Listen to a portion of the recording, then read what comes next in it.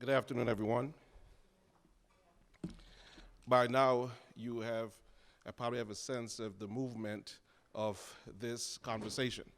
My name is David Hodge from the National Center for Bioethics and Research in Healthcare at Tuskegee University. The presentation that Emma Jane just gave, especially the part where she spoke about her daughter, is also my reality, because I too am diabetic and use all those devices that her daughter now uses. Picture there on the screen is actually me. Now some of you may think it's not, but that is me. So the other part of what Emma Jane said with respect to the obesity part, when I went on insulin and so much of it to correct my diabetes, I blew up 100 pounds. So I need that imaging thing so I could see how I used to look to get back to that, because he looks pretty good. I don't look too bad, but he looks really, really good. So then with Brandon, of course, we had the lived experience. And ladies and gentlemen, the lived experience is in conversation with all of the things that we are presently stating that began with Dustin's first talk. How do you merge together the two? The lived experience, the actual human tragedy and human pain, with the genius of technology, the genius of biotechnology. There is a word that Emma Jane just mentioned that I want you to think about as I have my talk, and that is the word empathy. Those of you who have studied nursing or who is interested in the nursing field realize that nursing is one field that is motivated for the most part by empathy. The notion of actually feeling what the other person's feeling, putting yourself in the other person's skin so that you can understand. When Brandon was talking and the tears that were flowing, I brought my cloth, I took it from the hotel, I called it the Brandon cloth, because when Brandon starts speaking, doesn't matter how much time I hear his story, it still hits me on an empathic human level. The reason being, in 1984, Brandon's reality became my family's reality. Because in 1984, in August, when I went off to college, about a week after I got to college, I got a phone call that one of my older brothers was missing. There's 12 of us, I'm number 11. And I'm also my mother's favorite. She told me I need to say that. Which causes jealousies in the family, but nevertheless. But my oldest brother was missing. When we finally found him, almost a week later, he was in the hospital, no insurance, no health care, no savings account. The prognosis was horrible because his right arm was paralyzed. His paralysis continues sort of, because about 5 years ago, he had his hand amputated because it really had no more service.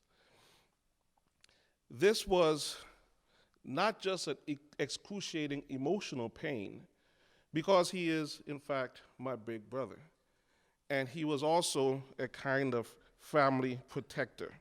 He is the brother who was always there for us to make sure that we were taken care of and that look out for us. When I was a child, I was an abused child, and my aunt, she's the one who did it. I lost the vision in my right eye. I've undergone 10 surgeries in my right eye. So when my brother lost his arm, it was, again, that empathic reality coming to bear, because now we had a point of conversation. I understood what it meant to lose a part of the human body. And I do have some self-esteem issues from that. When my brother had more, because he thought in terms of killing himself, of being suicidal, because how do you overcome this, especially when you are one of the leaders in the family? Well, the middle ground between the genius of biotechnology and the lived experience is, how do you make it happen economically? What has history taught us about what could happen if we're not careful? Human fusion offers hope, but is it for everyone? And what are the ethical and socioeconomical challenges that is afforded in clinical trials? As I said, I'm from Tuskegee University, and many of you should be very aware of the very historical reality of what took place between 1932 and 1972, when over 600 men in Macon County, Alabama, had syphilis, 400 of them had syphilis, but the rest of them did not, and the United States government did not treat their syphilis, but they allowed them to be human guinea pigs to see how syphilis would progress in the untreated Negro male. You've heard of the Guatemala syphilis experiment, which was about in the late 40s, when syphilis was actually given to men and the poor in Guatemala.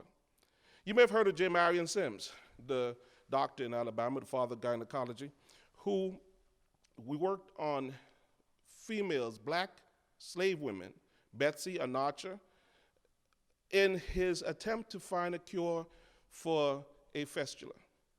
He did so, he said, with their permission, but they had to be held down.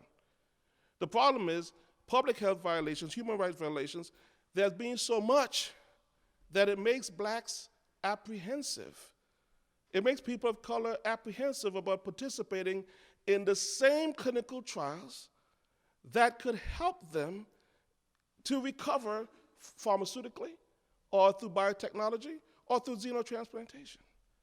So how are we to face and deal with that challenge? African American participation in clinical trials is less than 5%, though we're 13.3% of the nation. When you look at the financial state of African Americans, it's not good. It's very unhealthy. So when you look at the public health situation for African Americans, you see something that's even more dire. In 1985, the excess deaths for blacks was 60,000. 20 years later, with better health care, people living longer, there were 83,000 excess deaths. In other words, as we get better and more informed and better health care as a nation, African Americans are still dying at an even faster rate. And with all of this, the apprehension is still there, so it seems like they're justified in not participating. In other words, one could say reasonably that Africans and Americans are reasonably justified in not participating in clinical trials. What I'm arguing and what we're trying to say is that justification is not a sufficiently enough good reason to not participate when stuff of this sort, that is biotechnology and xenotransplantation, can transform lives, take away disadvantages, help in excelling, and change families. There are three things, very quickly, that needs to be done, I think, that would help African Americans and people of color to participate in clinical trials so they could get the benefits of the technology, benefits of the research, like human fusion, like xenotransplantation. One is that those who are the clinicians and the researchers need to do a better job of improving their trustworthiness, given the historical issues, so that those who have been disparaged in any way will be willing to participate. Secondly, the funding, which is ironically difficult across the board. We had a conversation. We're like a family, by the way. We argue behind doors, but when we come together, we're lovely.